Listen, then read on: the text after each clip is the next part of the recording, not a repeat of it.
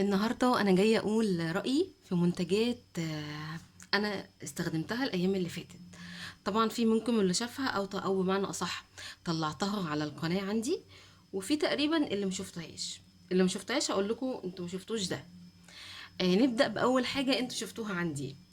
اول حاجه اسمه ايه؟ البلسم بتاع من كده، ريحته تحفه. ده كده شكله هو. انا مخلصه منه الكميه دي، وكمان هقول لكم هي اصلا خلصانه في ايه.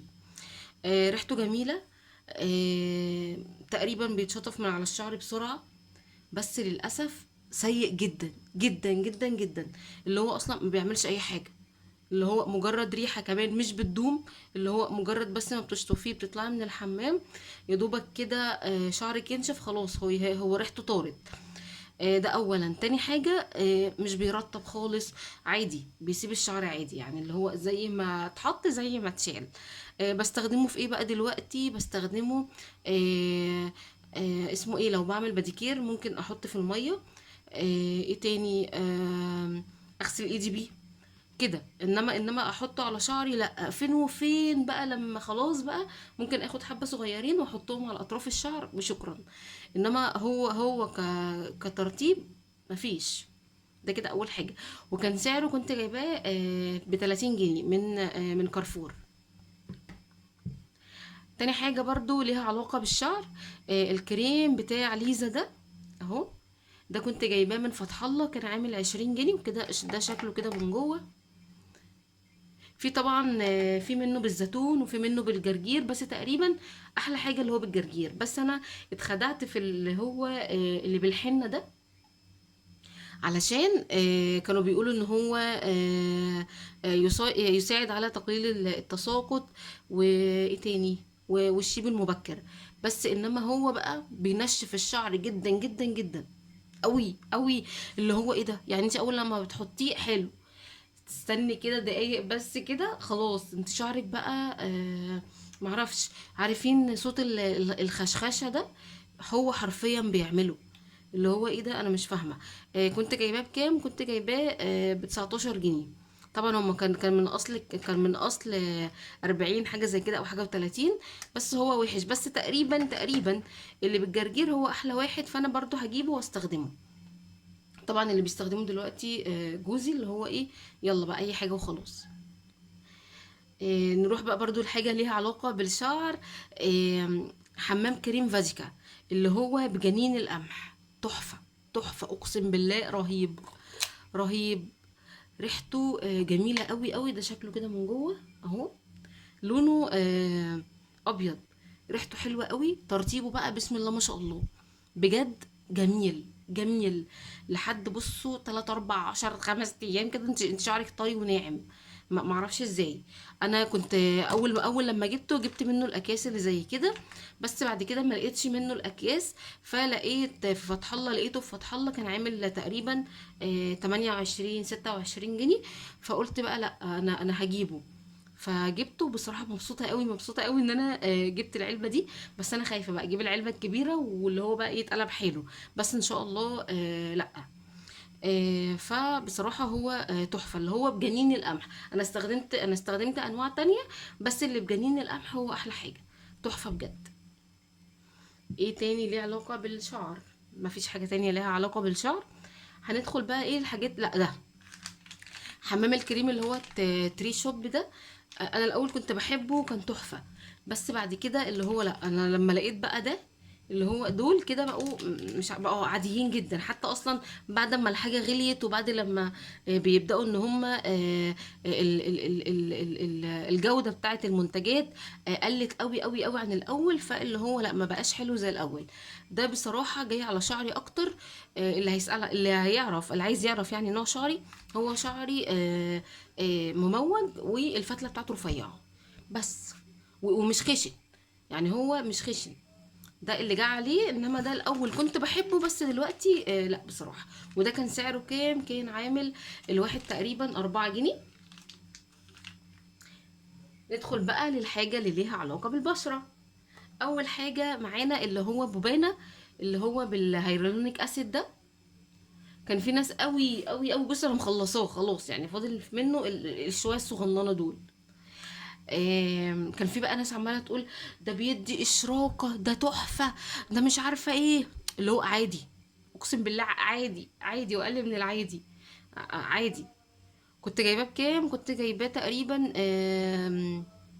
ب25، ب30، حاجة زي كده. بس اللي هو عادي، مش حاجة واو يعني. انا في حاجات تانية استخدمتها كانت احلى منه. فانا هخلصه اكيد، مش هكرره تاني خالص. نيجي بقى لده. انا مش عارفة اقرا اسمه. هو تقريبا اسمه مش عارفة ايه كده. هو كريم مزيل العرق، من ماي واي، اللي هو بالخيار والزبادي. تحفة. تحفة. اقسم بالله رهيب رهيب رهيب. ريحة، مفيش ريحة عرق. عرق فعلا لمدة اليومين. جميل. جميل جميل جميل. انا لما لقيت ناس شكرت فيه فقلت لا، انا لازم اجيبه. فجبته بصراحة. تحفة تحفة تحفة. كنت جايباه ب22 جنيه من الكتالوج، يعني من واحدة كده بتبيع، مرات اخويا بتجيب لي منها. فكان حلو بصراحة، مبسوطة ان انا جبت حاجة زي كده. من الحاجات بقى ايه تاني؟ نيجي لده. مش عارفة ده انا طلعته معاكم ولا لا. ده زيت ليمون. زيت ليمون من فتح الله حتى اهو. زيت ليمون. تحفة. تحفة للضوافر. انا اصلا انا كنت عايزة اصور لكم ضوافري في الفيديو ده، لما كانت ضوافري حرفيا كانت طويلة بسببه. بس قصيتها بقى، واللي هو مش عارفة بقى تعبت وكده، فاللي هو مصورتش. فبصراحة ريحة تحفة. طبعا بقى ليمون ليمون بقى. جميل قوي. هو شفاف كده. بصراحة رهيب رهيب. بيطول الشعر. بيطول قصدي الضوافر، وكمان بيخليها ما تتكسرش. انا بقالي فترة ما دهنتش منه، فضوافري هي طولت عادي، بس اللي هي بصوا متكسرة كده ومش مظبوطة. انما لما كنت بحط منه لا، كانت ضوافر كده صحية. كانت لونها حلو. كانت قوية، مش بتتكسر. وبتطول بسرعة. حتى كمان كان في واحدة كانت قايلة على الوصفة اللي هي تحطي زيت زيت التوم ده، برضو زيت توم برضو كنت جايباه من فتح الله. عليه زيت الليمون للضوافر. انا فعلا عملت اهي الخلطة كده. بس انا لسه ما جربتهاش للامانه، يعني لسه ما جربتهاش. فاللي انا جربته بس زيت الليمون لوحده. زيت الليمون لوحده، علشان بصراحه زيت التوم ريحته مش حلوه يعني. اللي هو ما حبيتش بصراحه. فهو لوحده اللي عايزه ضوافرها تطول تحفه. وكمان ليه استخدام تاني، انا برضو كنت جايباه علشانه. ان انت قبل ما تنامي بالليل تدهني بشرتك، وشك بيه. هتصحي هتلاقي وشك ده ناعم، مسامته مقفولة. تحفة تحفة تحفة. في ايه تاني جبته؟ اه. نيجي للمنتج ده اللي هو اسمه كعب الغزال. ده كده حاجة كده، يعني وانت بتستخدميها تستخدميها بحرص قوي. انا استخدمت منه كتير. بس اللي هو انا يعني في واحده كانت عامله ايه ماسك كده، وحاطه منه عليه، حاطه من ده على الماسك، واللي هو ايه لما تغسلي وشك هتلاقي بقى ايه وشك ده مورد وبتاع. انا حطيت على خدودي، حطيت كتير جدا. انا حرفيا اكني طالعه من لجنه انتخابات. بصمه كده بوشي كده في البتاع اللي هو القرموز اللي عندهم ده، اللي هو بتحطي صبعك فيه علشان تعرفي ان انت، عشان يعرفوا ان انت انتخبتي. لا، انا بقى بوشي بقى. فاللي هو كترت منه، واللي هو مش راضي يطلع. مش راضي. هو حرفيا لما بيمسك في حاجه فين وفين لما بيطلع. بس انا بعد كده عرفت بيطلع بايه. بيطلع بزيت جونسون. بتمسحي كده بالزيت بيطلع. فانا بقى ايه عاملاه هنا بقى ايه للقدم وكده. ده الكريم ده كله كان مجموعة كريمات كده للجسم للكعوب ومش عارفه ايه. انا بطلت استخدمها. فانا قلت بدل ما ارميها ولسه بحالها، جمعتها كلها هنا وحطيت عليها من ده. وبقى للقدم يعني للكعوب وكده. فتحفة بصراحة. ممكن برضو نقطة كده صغننة للايد كده. بصوا بيدي بقى لون حلو بقى. ممكن برضو نفس النظام تحطيه مع كريم لبشرتك تاني. بتاخدي منه نتيجة احلى. عكس لما بصوا تستخدميه هو كده هو. بصوا الفرق، فرق فظيع. بصوا مش حلو خالص هو لوحده. لا لازم تعمليه مع حاجة تانية. يعني بصوا الفرق هنا، هنا قوي، هنا واحد كده، انما هنا بصوا متوزع كده اكنه لون ايدك الطبيعي يعني. فده كده معانا حاجة. نيجي بقى للزيت ده. الزيت ده تقريبا برضو انتوا شفتوه هنا، ده بقى تحفة الحاجة. ده زيت النعناع، كنت جايباه تقريبا ب8 جنيه، بس قبل ما الدنيا بقى تغلى بقى.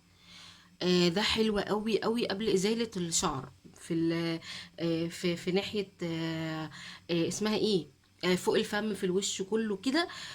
تحفة. بتدهني منه كده شوية كده قبل الإزالة. فاللي هو بصوا بينمل المنطقة حرفيا، انت مش حاسة بحاجة، انت مش حاسة بحاجة فعلا.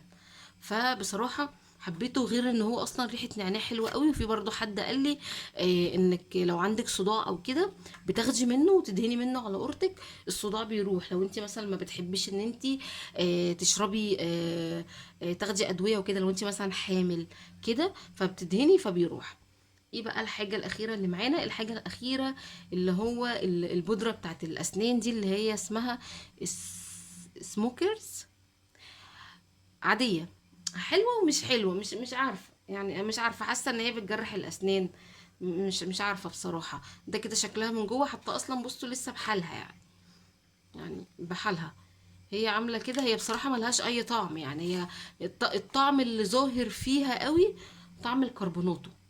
انت كده حرفيا اكنك كده حاطه صفه كده في وشك شويه، في بقك شويه كربوناتو، وعماله تدعكي بيهم اسنانك. بس طبعا انا هستخدمها، انا طبعا بستخدمها مره واحده بس او مرتين في الشهر، اكتر من كده لا. وكمان ايه، باخد كميه كبيره، واللي هو بقى ايه، مثلا ممكن 4 5 دقايق كده على في دعك يعني، فاهمين ازاي؟ علشان هي مره واحده بس او مرتين بالكتير بالكتير بالكتير في الشهر.